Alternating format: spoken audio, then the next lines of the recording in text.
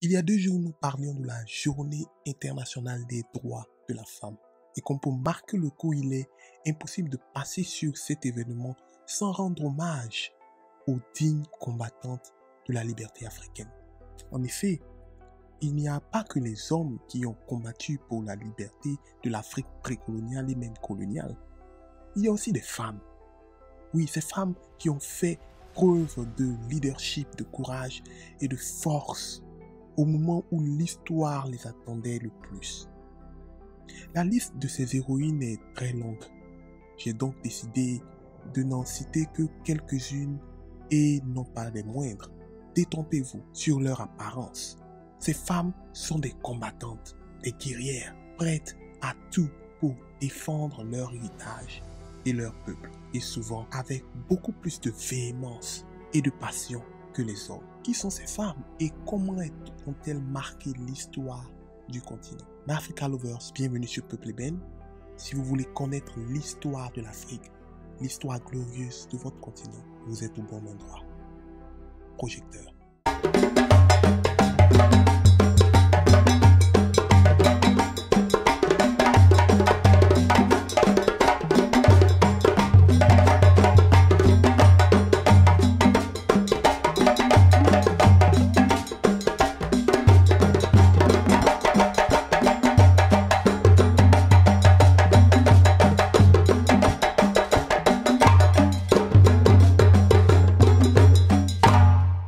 La première des femmes que nous évoquons fait partie de la tranche des femmes combattantes pré-colonisation. Elle a lutté contre les Portugais, l'une des premières nations, sinon la première, à accoster les bords de l'actuel Angola. Son nom, Nzinga Mbande, reine du Ndongo. Nzinga est devenue la reine la plus célèbre du Ndongo et reste aujourd'hui une héroïne nationale en Angola. Elle était la fille aînée du roi Mbande Angola, un dirigeant qui a passé une grande partie de son long règne à la fois à combattre la colonisation portugaise de l'Angola et à chercher à centraliser le pouvoir Ndongo. Nzinga a été témoin de la crise la plus grave du Ndongo au début de sa vie.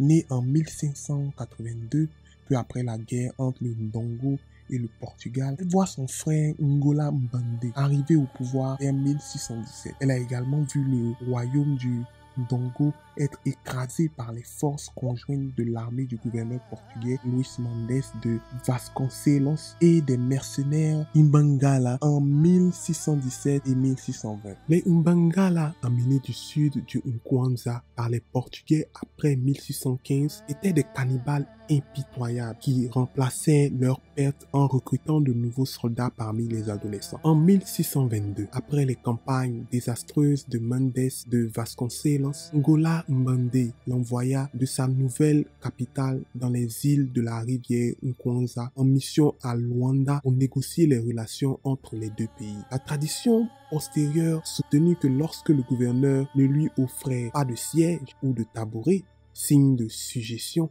elle s'assit sur le dos de sa servante pour souligner l'indépendance continue de son pays. Au cours de cette visite, elle a été baptisée Anna de Souza et a promis d'aider à christianiser son pays. Lorsque Ngola Mbande s'est suicidé en 1624, Ndongo a été confronté à une grave crise de succession. Le fils de Ngola Mbande était trop jeune pour prendre le pouvoir et l'objectif premier des deux rois précédents avait été de centraliser le pouvoir et de limiter la succession par primogéniture en éliminant certains des éléments électoraux, en particulier le rôle joué par la noblesse. Nzinga, avec l'approbation de la cour et des fonctionnaires royaux, se déclara régente du jeune fils de Ngola Mbande. Mais bientôt, lorsque le fils fut assassiné, peut-être sous ses ordres, elle prit elle-même sa dignité ou encore la dignité royale. Vaincue au combat contre les Portugais en 1625, elle a cherché une alliance avec les forces hollandaises contre le Portugal en 1641. Elle a continué à résister aux Portugais jusqu'à ce qu'ils acceptent un traité de paix en 1654, qui a été finalisé en 1657. Elle est décédée en 1663. Le personnage suivant que nous évoquons est Taitu Betul, chef de guerre et lumière de l'Éthiopie. Symbole du panafricanisme, Addis Abeba, capitale de l'Éthiopie et siège de l'Union africaine, a été fondée par une femme, Taitu Betul, la même qui avait joué un rôle fondamental dans la victoire éthiopienne face à l'invasion italienne en 1896. Betul est célèbre pour son intelligence, son intransigeance et sa résistance à l'égard des visées impérialistes étrangères. Issue d'une famille aristocrate, elle sait lire et écrire l'amharique, une compétence rare pour une femme à cette époque. En 1889, son cinquième et dernier époux, Ménélik II, roi du Showa, accède au pouvoir avec le statut de roi des rois, c'est-à-dire empereur. Devenue impératrice, Taitu Betul est alors la femme la plus puissante du pays. Elle s'implique activement dans la vie politique éthiopienne et pousse notamment son mari à se méfier des ambitions impérialistes italiennes. Ils approchent ainsi le traité de Wuchale en 1889, censé garantir la paix entre les deux pays, tout en plaçant l'Éthiopie sous souveraineté italienne. Une dépendance inacceptable pour une fervente nationaliste. Vous voudriez faire passer l'Éthiopie pour votre protectorat, mais il n'en sera jamais ainsi, écrit-elle à l'ambassadeur d'Italie en 1890. Des opérations militaires nécessitant près de 100 000 soldats sont lancées pour repousser l'envahisseur italien. Sur le terrain, lors de la célèbre bataille d'Adwa en 1896, elle se révèle être un redoutable chef de guerre. À Makale, c'est elle qui conçoit le plan qui offrira la victoire à l'armée éthiopienne. Et à l'image des femmes du pays qui jouent un rôle actif sur le front, elle assure également le ravitaillement et remonte le moral des troupes. Couverte par la presse internationale, la victoire éthiopienne marque un tournant et envoie un message clair au monde moderne. Un État africain peut battre une armée occidentale. Vainqueur et fier, le pays s'attire l'admiration des anti-impérialistes partout dans le monde. Et surtout, les activistes et intellectuels de la diaspora africaine, dont certains feront le voyage jusqu'à Addis Abeba. Le règne de Taitu Betul et de Ménélik II se caractérise par une période de modernisation du pays sous l'impulsion de l'impératrice. Addis Abeba, la nouvelle fleur en amharique, devient le nouveau centre économique et politique du pays. Un chemin de fer est créé pour faciliter le commerce, développant également les transports et les moyens de communication. Un des apports importants de ce règne est l'unification des différentes régions autour d'un même ensemble politique, explique l'historienne Estelle Soyer, spécialiste du pays. L'uniformisation progressive sera également marquée par de grandes famines et de vastes épidémies de maladies, notamment dans le nord du pays. Certains accusent même le couple royal d'avoir maltraité ou délaissé une partie de la population vivant dans les régions rurales. Ce bilan controversé est souvent passé entre les lignes de l'histoire. Les deux régions étaient en effet des maîtres dans l'art de la communication. Ils ont toujours été très vigilants sur l'écriture de leur histoire, comme sur celle de l'Éthiopie d'ailleurs. Les chroniques royales paraissaient quotidiennement pour rapporter leurs exploits, notamment lors de la bataille d'Adwa. Ils ont su entretenir un véritable mythe autour de leur image, si bien qu'il est parfois difficile de démêler le vrai du faux, analyse la spécialiste. Une chose est sûre, l'Éthiopie est le premier pays africain noir à avoir vaincu une armée coloniale européenne.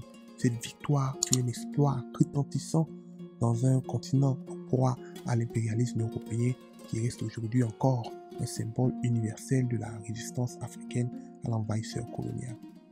Et grâce au rôle déterminant qu'elle eut à cette époque charnière, Taitu Betul continue d'être acclamée comme la lumière de l'Éthiopie. Le personnage suivant que nous évoquons maintenant est Iya Asantewa, reine et guerrière Ashanti qui a marqué l'histoire de la résistance contre les Anglais. Née en 1840 à Bessassé, fille de Kwaku Ampoma et de Atapo, dans le sud du Ghana, Iya Asantewa était l'aînée de 2 enfants. Son frère, Afrane Pane, est devenu le chef des Dweso, une communauté voisine. Après une enfance sans incident, elle a cultivé des cultures sur les terres autour de Bouankra. Elle a contracté un mariage polygame avec un homme de Kumasi avec qui elle eut une fille. Elle est décédée en 1921. Elle était une fermière et une mère prospère. Elle était une reine et un chef. Yaa Asantewaa est devenue célèbre pour avoir dirigé la rébellion Ashanti contre le colonialisme britannique pour défendre le tabouret d'or, symbole de la royauté Ashanti.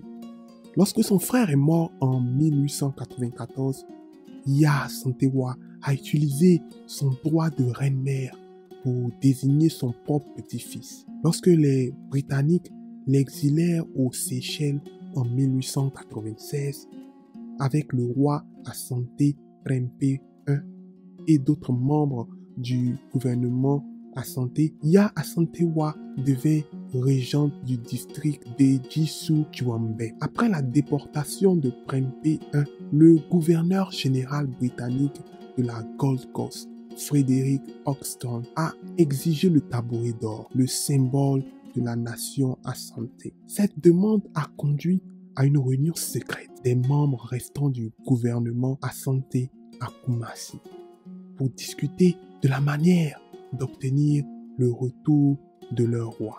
Il y avait un désaccord parmi les personnes présentes sur la façon de procéder. Yaa Asantewaa, qui était présente à cette réunion, s'est levé et s'est adressé aux membres du conseil avec ces mots désormais célèbres. Comment un peuple fier et courageux comme les Asante peuvent-ils s'asseoir et regarder pendant que des hommes blancs ont emmené leur roi et leur chef et les ont humiliés avec une demande du tabouret d'or? Le tabouret d'or ne signifie que de l'argent pour les hommes blancs. Ils l'ont cherché et causé partout. Je ne paierai rien à ce gouverneur blanc. Si vous les chefs Asante, vous vous comportez comme des lâches et ne vous battez pas, vous devriez échanger vos pagnes contre mes sous-vêtements. Pour dramatiser sa détermination à partir en guerre, elle saisit une arme à feu et tira un coup de feu devant les hommes. Yaa Asantewaa a été choisi par un certain nombre de rois Asante régionaux pour être le chef de la force de combat Asante. C'est le premier et le seul exemple d'une femme à se voir attribuer ce rôle dans l'histoire Asante.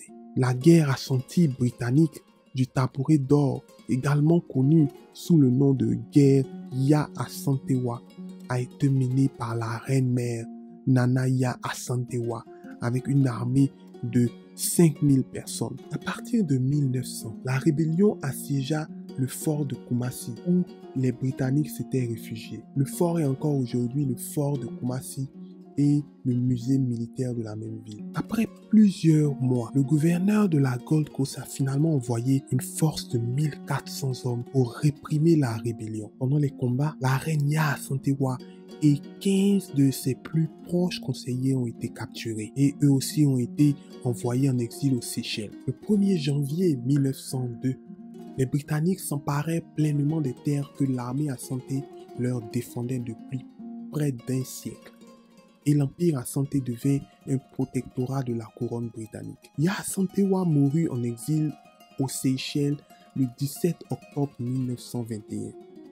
3 ans après sa mort, le 17 décembre 1924, Prempeh I et les autres membres de la cour exilée d'Asante furent autorisés à retourner à Asante. Prempeh s'est assuré que les restes de Yaa Asantewaa et les autres Asante exilés soient restitués pour un véritable enterrement royal. Le rêve de Yaa Asantewaa pour un Asante libre de la domination britannique a été réalisé le 6 mars 1957, lorsque le protectorat d'Asante a obtenu son indépendance dans le cadre du Ghana. Le Ghana a été le premier pays africain d'Afrique subsaharienne à réaliser cet exploit. L'autre reine du même groupe ethnique qui a marqué l'histoire est Abla Poku. La reine Poku était reine et fondatrice de la tribu Baoulé en Afrique de l'Ouest, aujourd'hui appelée Côte d'Ivoire. Elle a régné sur une branche du puissant empire Ashanti alors qu'il s'étendait vers l'ouest. Sous-groupe du peuple Akan, le peuple Baoulé est aujourd'hui l'un des plus grands groupes ethniques de la Côte d'Ivoire moderne. La reine Pokou est née princesse de Koumassi au Ghana, fille de Nwaku Kosiamoa, sœur de Dakon, le successeur malheureux d'Opoku Ouare I et nièce d'Osei Kofi Tutu I, un roi redoutable qui était le cofondateur d'ailleurs de l'empire Ashanti.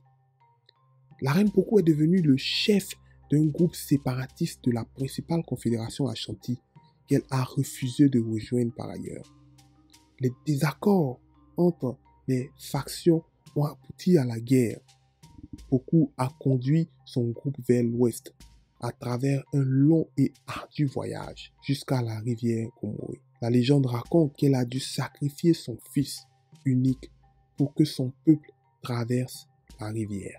Après avoir traversé la rivière, Pokou et son peuple se sont installés dans un mode de vie agricole dans la savane de la région. Pokou est morte peu de temps après avoir créé le royaume Baoulé. Sa nièce, Akwa-Boni, a succédé au trône. Elle a poursuivi des guerres de conquête pour élargir les limites du jeune royaume. Le peuple Baoulé habite aujourd'hui le territoire entre les fleuves Comoé et Bandama en Côte d'Ivoire. Il représente 15% de la population du pays, ayant assimilé quelques petites tribus au cours des siècles. Selon la légende du peuple Baoulé, lorsque Pokou et son peuple sont arrivés à la rivière Comoé, elle était infranchissable. Pokou a demandé à son prêtre, un conseiller, qui lui a dit que le sacrifice d'un enfant noble était nécessaire pour traverser la rivière. Pokou a ensuite sacrifié son fils, jetant l'enfant à l'eau. La légende raconte qu'après le sacrifice, l'hippopotame est apparu et a formé un pont que Pokou et son peuple ont traversé jusqu'à la rive opposée du Comoé. Une fois de l'autre côté, elle a crié « Baouli », l'enfant est mort. C'est pourquoi ses descendants sont aujourd'hui connus sous le nom de Baoulé. La suivante sur notre liste est une reine égyptienne. La première reine égyptienne, son nom est Hatshepsut. Hatshepsut régna vers 1473-1458 avant notre ère. Elle atteignit un pouvoir sans précédent pour une femme, adoptant tous les titres et les insignes complets d'un pharaon. Hatshepsut a épousé son demi-frère Thoutmôsis II, qui a hérité du trône de leur père Thoutmôsis I, et a fait d'Hatshepsut son épouse. À la mort de Thoutmôsis II, Hatshepsut est devenue régente pour son beau-fils, Thoutmôsis III. Et finalement, les deux ont dirigé l'Égypte ensemble. Mais Hatshepsut était la reine, pour ne pas dire le roi dominant. Dans les représentations, elle porte les insignes traditionnels. Le règne d'Hatshepsut était essentiellement pacifique et sa politique étrangère reposait sur le commerce plutôt que sur la guerre. La restauration et la construction étaient des fonctions royales importantes et elle entreprit de vastes programmes de construction, notamment sur les temples du dieu national Amon-Ré. Le complexe du temple de Kara aussi et le temple d'Aïr al-Bari, un monument funéraire pour elle-même. La cause de la mort d'Hatshepsut est inconnue. Sa momie était absente de son sarcophage lorsque sa tombe a été excavée dans les années 1920. Il existe plusieurs théories sur sa disparition, notamment qu'elle a souffert d'un cancer ou a été assassinée, peut-être par son beau-fils. Aucune théorie n'a été prouvée et son corps n'a pas été identifié de manière concluante. Dans le sud de l'Égypte, au niveau du royaume Kush, nous avons ce groupe de reines qui a influencé la scène internationale de leur époque, les Candaces. La plus populaire d'entre les Candaces était Amanirenas. Amanirenas a été reine du royaume Kush entre 40 avant Jésus-Christ et 10 avant Jésus-Christ. Amanirenas est l'une des Candaces les plus célèbres en raison de son rôle à la tête des armées kushites contre les Romains dans une guerre qui a duré 5 ans, de 27 avant Jésus-Christ à 22 avant Jésus-Christ. Après une victoire initiale lorsque les Couchites ont attaqué l'Égypte romaine, ils ont été chassés d'Égypte par Gaius Petronius et les Romains ont établi une nouvelle frontière à Hyersycaminos. Amanirenas a été décrite comme une guerrière courageuse qui était aveugle d'un œil. Les inscriptions méroïtiques donnent à Amanirenas le titre de Corée ainsi que de Kandake, suggérant qu'elle était une reine au pouvoir. Elle est généralement considérée comme la reine appelée Candace. Dans une période un peu plus récente, une autre femme a marqué l'histoire de l'époque coloniale. C'est l'Algérienne Lala Fatma Nsoumer. Le titre Lala est donné aux femmes considérées comme saintes ou de haut rang, tout comme le titre Sidi pour les hommes. Dès le début, Lala Fatma Nsoumer s'est avérée comme une force avec laquelle il fallait compter. Une fille avec sa propre façon de penser et plus tard une femme vénérée par les autres est devenue une figure légendaire. Lala Fatma Nsoumer est devenue le symbole du mouvement de résistance kabyle et a été une figure clé dans la lutte contre l'invasion française d'Alger. On estime que Fatma Nsoumer est née en juillet 1830 et qu'elle a eu des frères et sœurs, bien que le nombre ne soit pas déterminé. On sait que son père était directeur d'école coranique. Elle a insisté pour suivre des leçons de son père et travailler sur son éducation, ce qui était très inhabituel pour une fille à cette époque. Conformément à leur culture, un mariage a été organisé pour elle à l'âge de 16 ans, ce qu'elle a refusé, adoptant plutôt une vie solitaire et poursuivant ses études religieuses. Peu de temps après, les gens ont appris que Nsoumer pouvait voir l'avenir et beaucoup venaient de loin avec des cadeaux et lui demandaient son avis. Les Français ont commencé à s'installer sur le territoire algérien en 1830. Mais c'est une rencontre avec Bou Baga, il se faisait appeler Mohamed Ben Abdallah en 1849, qui a changé la vie de Lala. Bagla a combattu l'invasion française avec son armée de guérilla et a refusé de se rendre. L'attraction entre les deux était indéniable, mais ils étaient incapables d'être ensemble car elle était toujours considérée comme l'épouse du mari choisi pour elle. D'autres femmes ont également aidé au combat en préparant de la nourriture et en confectionnant des médicaments pour les soldats. Mais Lala Fatma Nsoumer a su inspirer les hommes à travers des discours et a été présente à de nombreuses batailles. Tragiquement, Bou Bagla a été tué en 1854 et la résistance est restée sans chef jusqu'en 1855, date à laquelle il a été décidé de céder la direction à Fatma Nsoumer avec l'aide de ses frères. La résistance devait être écrasée en 1857, dépassée en nombre par l'armée française. Beaucoup, dont Lala Fatma Nsoumer, ont été forcés de se cacher, bien qu'elle ait été la dernière à se rendre. Les histoires sur la façon dont sa capture eut lieu sont basées sur des spéculations, mais là, elle a été retrouvée, arrêtée et faite prisonnière par les Français. Son indépendance et sa bravoure sont toujours présentes dans les chansons et les représentations du pays. En 1995, sa dépouille a été déplacée et enterrée à El Alia à Alger, le cimetière des héros. Une autre reine guerrière venue de l'actuel Nigeria qui a marqué l'histoire est la reine Amina. Amina était une reine guerrière musulmane Haoussa de la cité-état de Zazo, ville de l'actuel Zaria dans l'état du Kaduna au Nigeria, dans ce qui est maintenant la région nord-ouest du Nigeria. Sa vraie biographie a été quelque peu obscurcie par les légendes et les contes populaires ultérieurs. Amina est née au milieu du XVIe siècle de notre ère du roi Nikato, le 22e souverain de Zazo, et de la reine Bakwa Toronko. Elle avait une sœur cadette nommée Zaria, pour qui la ville moderne de Zaria a été renommée par les Britanniques au début du XXe siècle. Selon les légendes orales, recueillie par l'anthropologue David A. Jones, Amina a grandi dans la cour de son grand-père et a été favorisée par lui. Il l'a transportée autour de la cour et l'a instruite soigneusement dans les affaires politiques et militaires. À l'âge de 16 ans, Amina a été nommée Magajiya, héritière présumée, et a reçu 40 femmes esclaves. Dès son plus jeune âge, Amina a demandé à plusieurs prétendants de l'épouser. Les tentatives pour gagner sa main comprenaient une offre quotidienne de 10 esclaves de la ville de Makama et 50 esclaves mâles et 50 esclaves femmes, ainsi que 50 sacs de tissu blanc et bleu de l'émir de Kano.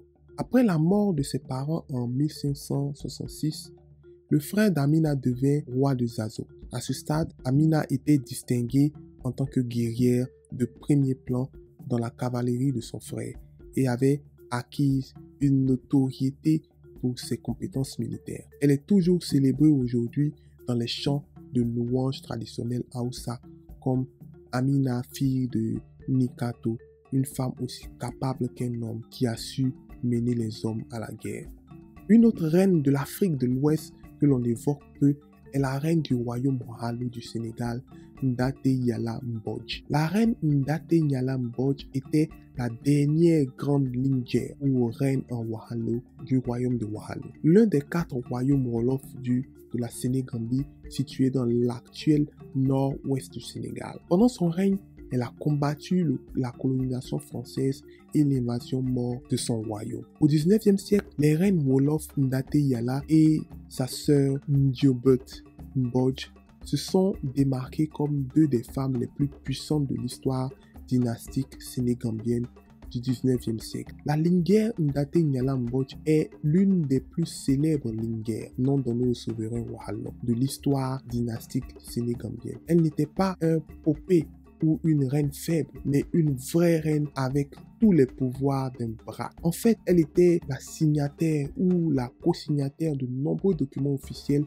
entre le Wahalo et la France en 1946 jusqu'au dernier jour du Wahalo. Immortalisée dans un croquis de David Boila, elle est l'une des rares nobles précoloniaux sénégambiennes représentées officiellement. Comme sa sœur Ndiebe, à qui elle succéda en 1846, Ndate Yala était célèbre pour 3 choses: sa force politique, ses mariages et son fils Sidia Diop. Les Français la remarquèrent pour la première fois en 1841 lorsqu'elle était la veuve du roi Brak Yérim Mbanik. Dès la date de son règne, elle s'est donnée pour mission de mettre son veto à tout ce que les Français voulaient mettre en œuvre dans son royaume qui, selon elle, n'était pas dans son intérêt. Sidia, le fils de Ndate Yala, a poursuivi le travail anticolonialiste de ses parents jusqu'à ce qu'il soit capturé et exilé au Gabon en 1878. Ndate Yala Mbodj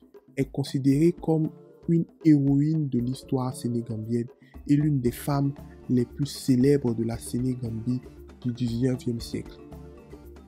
Après plusieurs autres héroïnes africaines, elle a joué un rôle crucial dans la lutte pour la libération de l'Afrique. Les historiens oraux, également connus sous le nom de griots, ont enregistré sa bravoure et elle reste un symbole de l'autonomisation des femmes. Au cours de sa vie et par la suite, Ndate Yala était un symbole de résistance contre le colonialisme français. La reine Ndate Yala Mbodj est décédée à Dagana où se dresse toujours une statue érigée en son honneur. La dernière femme à l'honneur que nous évoquons maintenant est la reine Ranavalona III. Princesse de la famille dominante d'Imerina à Madagascar, Razafindraiti était la dernière monarque de la grande île et allait assister à son annexion en tant que colonie de la France. Elle fut choisie par la noblesse du peuple malgache de Madagascar pour succéder à la reine Ranavalona II en juillet 1883. Elle prit le nom de Ranavalona III. Petite nièce préférée de la vieille reine, Razafindraiti est récemment devenue veuve après un bref mariage lorsqu'elle a été élue reine. Elle avait été éduquée dans les écoles protestantes par la London Missionary Society dans la capitale de Antananarivo. Son élection a été soutenue par le Premier ministre et mari veuf de la défunte reine qui a sollicité son élection afin de continuer son propre règne officieux. Ranavalona III et le premier ministre se sont mariés en août 1883. Lors de son accession, la nouvelle reine a fait face à la crise d'une guerre en cours avec les Français, qui voulaient faire de Madagascar une colonie afin de contrôler ses riches ressources naturelles et sa situation géographique stratégique au large de la côte africaine. La première guerre franco-malgache avait éclaté en juin 1883 et la couronne consacrait l'essentiel de ses ressources à un effort militaire perdu au cours de la prochaine décennie. En décembre 1885, l'occupation et la destruction des principaux ports et villes de l'île emmenèrent Ranavalona à signer un traité avec les Français, mettant fin à la guerre et acceptant un protectorat français. Cependant, les Français ont continué leur demande pour plus de contrôle sur les terres et le commerce de Madagascar, et la deuxième guerre franco-malgache a suivi en 1894-1895. Tout au long du début des années 1890, Ranavalona III et son mari ont été confrontés à un grave déclin de l'autorité royale. Alors que le premier ministre Renilai Rarivoni vieillissait et que la position militaire française se renforçait, il y avait une lutte armée continue pour la possession des terres sur l'île entre le peuple malgache et les troupes et commerçants français. Alors que l'autorité traditionnelle de la capitale d'Antananarive était érodée, la criminalité, les troubles civils et un effondrement de l'économie insulaire ont suivi. D'autres nations européennes ont reconnu la légitimité du protectorat français et ont cessé leurs relations diplomatiques directes avec le gouvernement de Madagascar, ce qui lui a laissé peu d'alliés potentiels dans sa lutte pour maintenir son indépendance. La reine a eu un certain soutien de l'armée britannique, ce qui a aidé à retarder la conquête finale de l'île. Cependant, en septembre 1895, la reine fut forcée à rendre Antananarive aux troupes françaises. Quelques jours plus tard, le premier ministre est démis de ses fonctions et exilé à Alger. La reine Ranavalona a été retenue comme une figure de proue du gouvernement français qui espérait utiliser son influence pour conjurer sa nouvelle rébellion. Elle a prononcé des discours exhortant ses sujets à déposer les armes et à accepter la domination française dans l'intérêt de la paix, mais sans grand effet. Au début de 1896, les Français font face à une opposition renouvelée avec le déclenchement de la révolte de la Menalamba, une insurrection nationaliste contre toute influence et contrôle étranger à Madagascar, combattue au nom de Ranavalona.